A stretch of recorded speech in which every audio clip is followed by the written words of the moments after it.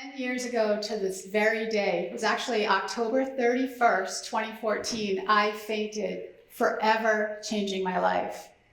You see, within a few months, doctors told me that without a bone marrow transplant, I only had about a 20% chance of surviving another year. I was only 45 years old.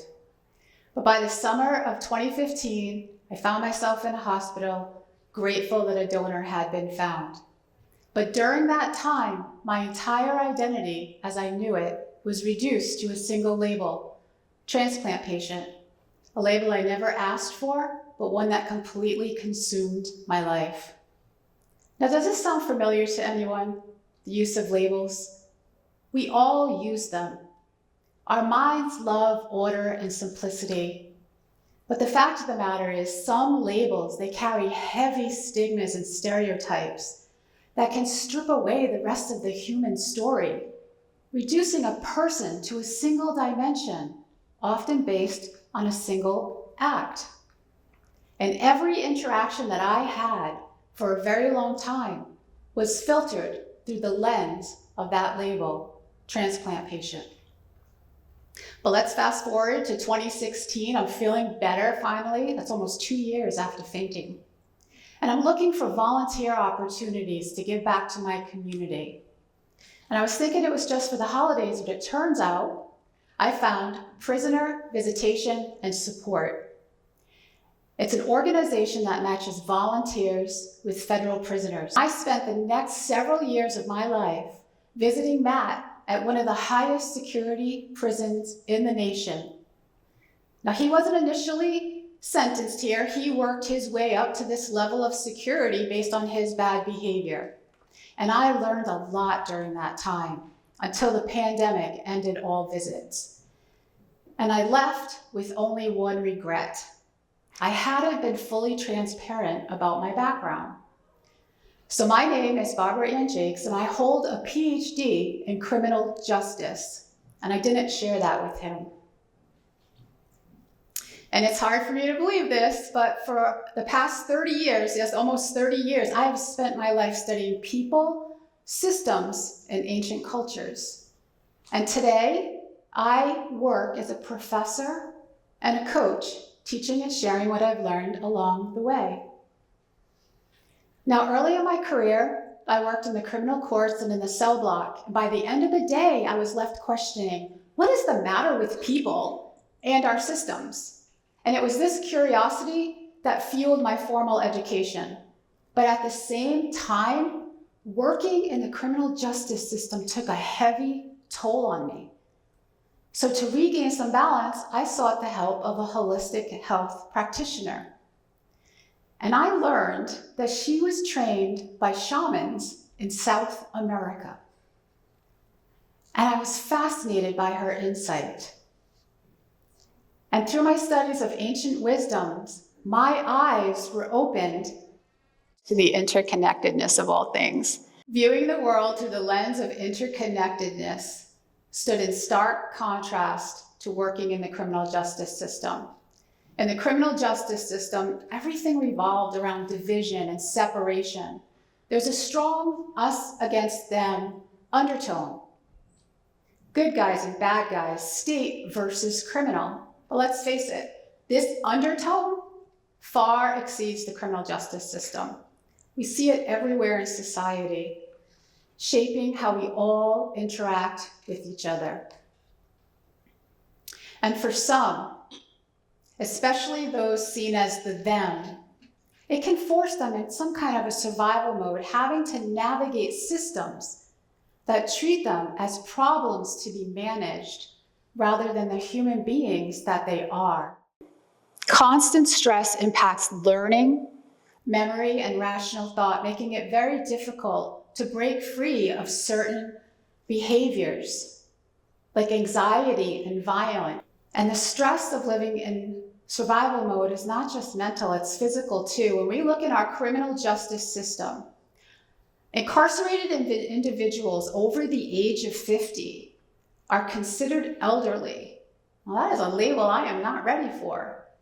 But they are considered elderly because 40% of them show signs of frailty compared to only 8% outside of the prison. And our correctional officers, they suffer as well. One study found that on average, their life expectancy is only 59 years old. Now, I know a little bit about living in survival mode and the stress that comes with it. My transplant initially failed. So to stay alive, I had to receive blood transfusions every 2 or 3 days, over 100 of them. But what kept me grounded was a knowing, was a personal knowing that I was connected to something much greater than myself, that no matter what happened, my life had purpose and meaning. And I also had the love and support of family and friends. And despite having all of that, I struggled, and not everyone has that. So let me share a little bit about my first visit with Matt. Now remember, I'm a seasoned criminal justice professional, but on this day, I'm feeling a lot of anticipation. I don't know anything about Matt other than that he has been incarcerated now for well over 10 years. I don't know what he needs from me. So I finally get to this facility. I go through multiple security checks. I even had a drug residue check to make sure I wasn't bringing anything into the system.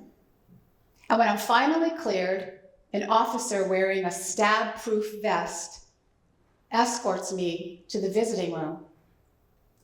And we enter this large and an empty visiting room.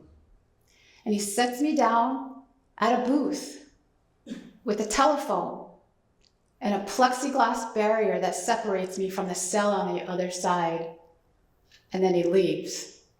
And I'm left alone in this empty room, alone with my thoughts once again. And all I can think is, what have I gotten myself into? Because I had committed. But then I hear that familiar sound of leg irons scraping against the floor. And the cell door opens. And in walks Matt, and it's the first time I've ever seen him. And he's standing there smiling at me as his handcuffs are removed.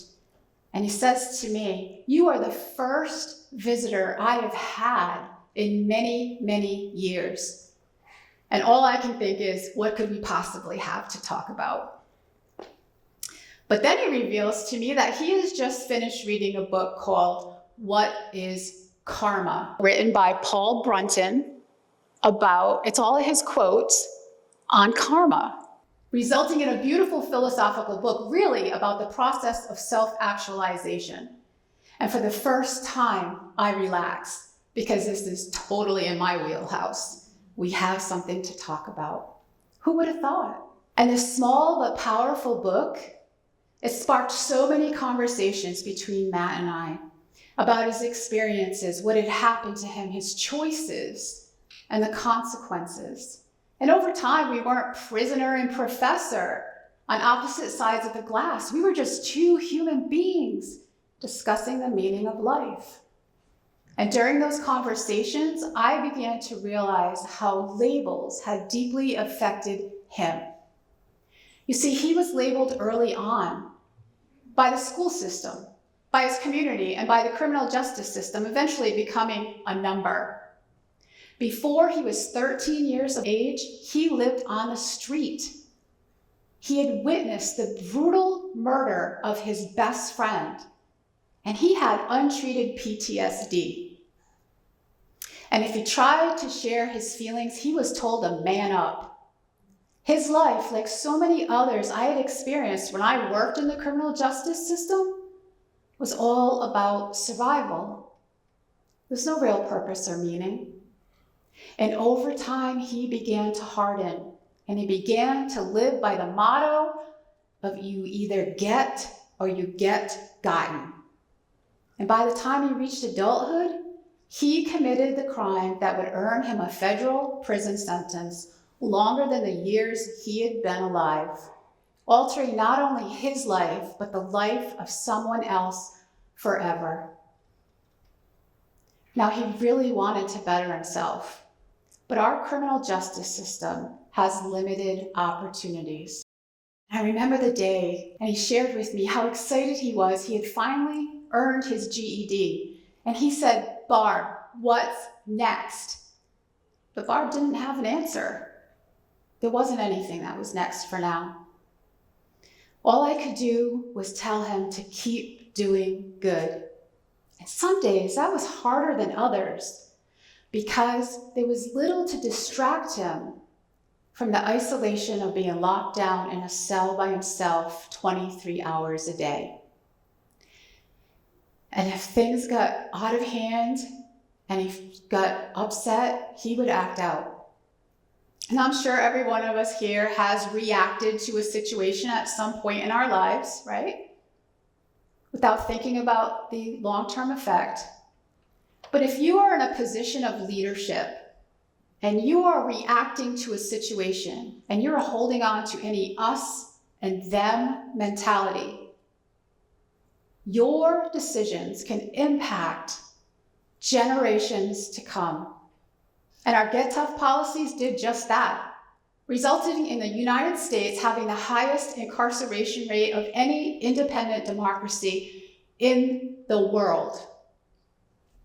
Now, most of those 1.9 million people, and just to put that into perspective, that's about twice the population of South Dakota. Most of those 1.9 million people will be released someday, carrying the heavy weights of those limiting labels.